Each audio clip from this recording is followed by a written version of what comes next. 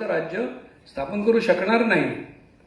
आणि त्याची सगळी जी काही अभ्यास आहे तो सनातन प्रभातमधनं कायम सांगितला जातो की सनातन प्रभात हे जे काही ऐतिहासिक सत्य आहे ना की दुर्जनांचा नाश केल्याशिवाय प्रभू रामचंद्रांनी रावणाचं काही हृदय परिवर्तन नाही केलं. त्याचं काय हृदय परिवर्तन काय करणार?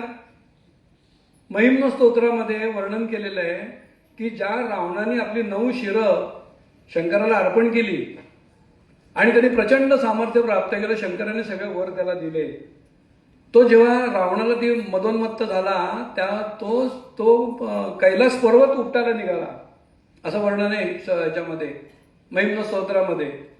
मग त्याला वाटलं काय आता आपण एवढे सामर्थ्यशाली आहोत की आपण शंकर महादेवांसकट कैलास पर्वत श्रीलंकेला घेऊन जाऊ आणि मग शंकर आपण जे सांगू ते आपल्या करतील.